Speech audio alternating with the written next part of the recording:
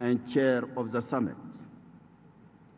Your Excellency Tai Selassie, President of the Federal Democratic Republic of Ethiopia and champion of the Comprehensive Africa Agriculture Development Program, Caadp, Excellencies, Head of State, Government and Delegations, Honorable Ministers, Madam Deputy Chairperson of the African Union Commission, esteemed African Union Commissioners, representatives of the regional economic communities, representatives of our development partners, distinguished guests, ladies and gentlemen.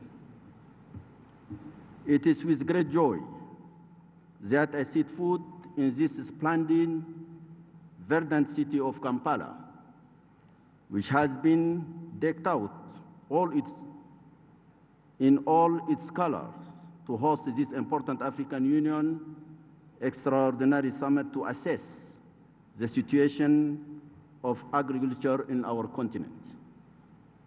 I'm particularly pleased to address to His Excellency Yoweri Kaguta Museveni, President of the Republic of Uganda, to the government and the brotherly people of Uganda, my best wishes for the year 2025, and my warm thanks for the quality of the welcome marked by brotherhood and the special attention, and even more for all the efforts made to ensure the best conditions for success in the organization of this summit. Holding a summit on agriculture in Africa in Kampala is the right thing to do, a wonderful sign of recognition of your total commitment, President Museveni, to farmers and headers. You yourself are a farmer. You're also a champion of transforming agriculture into a powerful lever for wealth creation for the people of Africa. Excellency, ending my tenure in African Union, I think I should come here to learn farming from your experience. Excellencies, ladies and gentlemen, Africa is proud to have more than 60% of its population young.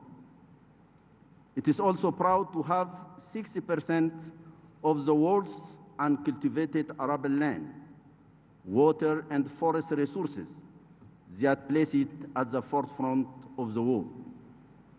This is why it is deeply questioned about its current paradoxical food security situation.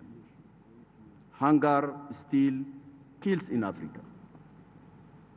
The profound disaffection between the land and African youth, the disaffection of these young people with agriculture and the rural world, their break with the ancestral world toward urban uncertainties and perilous immigration, all these increase our existential drama.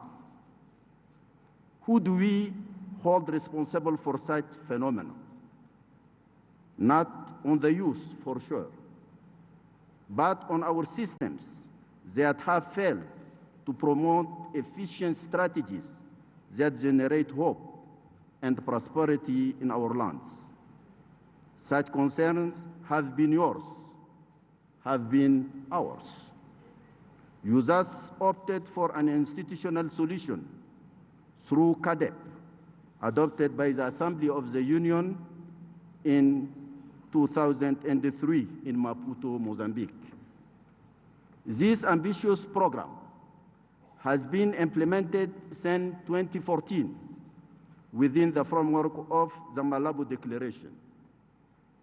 The various biannual evaluations of the commitments made by member states, initiated in 2017 under this declaration, certainly show progress toward achieving the set objectives, but at an unsatisfactory pace of progress.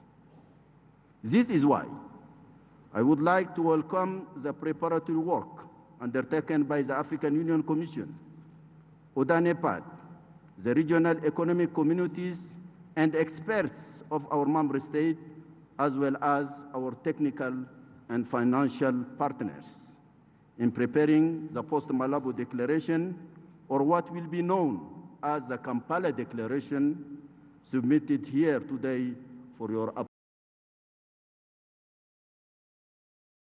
Total of all the efforts made upstream in identifying all the negative factors that lie at the root of the low rate of the attainment of our set objectives for agriculture sector on the continent. Excellences, Monsieur le Président, Excellences, Mesdames et Messieurs les chefs d'État, de gouvernement et de délégation, Mesdames, Messieurs, il est clair aujourd'hui. It is clear today that despite all these commendable efforts, the food and nutrition security situation in Africa has not structurally changed. Hundreds of millions of Africans continue to suffer in total despair from famine. They languish in destitution and extreme nutritional fragility. Without indulging in self-flagellation, we cannot be truly proud of our results. Our conscience would revolt against us. To face this major challenge courageously is our greatest task of the moment. Clearly, many factors could explain this shocking dichotomy between our immeasurable potential and the state of the poignant needs of our peoples in terms of food and nutrition, in the face of which all the discourse on food sovereignty loses its credibility. Among these factors are those linked to external events, which of course are beyond our control. I refer to the wars outside and inside Africa, like the Russia-Ukraine war, the Sudanese conflict in which 30 million people are living in a humanitarian tragedy. We must also mention the pandemics, natural disasters, recurring droughts and floods, and other El Nino phenomena. Thus, climate change continues to threaten our food systems and expose us to very serious risks of famine and undernourishment in many regions of the continent. On the other hand, some factors are directly of our making.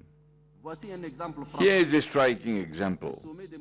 The Maputo Summit of 2003 had coupled the establishment of the Comprehensive Agricultural Development Program with the important decision requesting member states to devote 10% of their annual budget to agriculture. The level of implementation of the decision has not been assessed. Similarly, it will be relevant to ask the questions, that is the report on the implementation of the Malabo Declaration, and the biennial reviews have not been submitted. The problem is getting dangerously worse. Not only is the disaffection for manual agricultural work deepening, but rural exodus and immigration are widening the gap. The projection of UN Habitat indicates that in 2030, that is in 5 years' time, Africa will have 824 million city dwellers, or that is 48.4% of its population. In the absence of drastic measures to stabilize populations and ensure prosperity in rural areas, the phenomenon will inevitably worsen and suffocate cities with all the attendant risks of destabilization. Faced with these challenges, what can be done?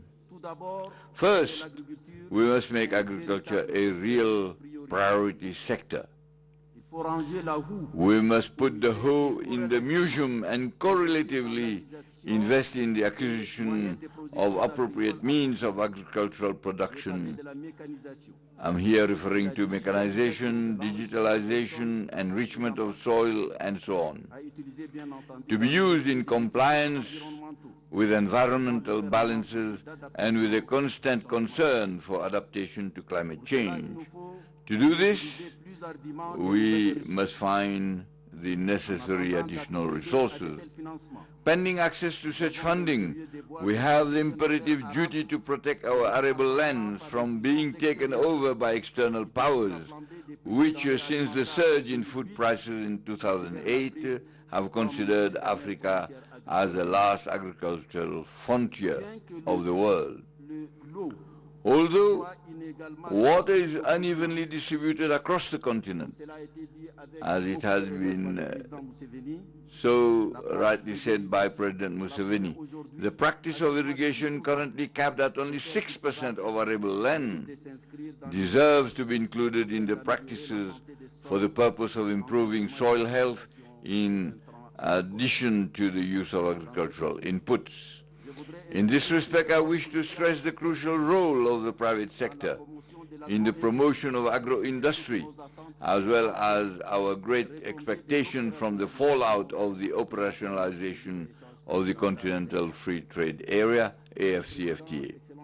Mr. Chairman, Excellencies, ladies and gentlemen, the immensity of the task that awaits us, the measure of which is well grasped in the Kampala Declaration and more specifically in the new strategy and in the new 10-year plan of action to 2026-2035, afford me the opportunity to commend the remarkable work accomplished by the Agriculture, Rural Development, Blue Economy and Environment Department under the leadership of Commissioner Mrs. Josepha Sako, to whom I pay deserved tribute.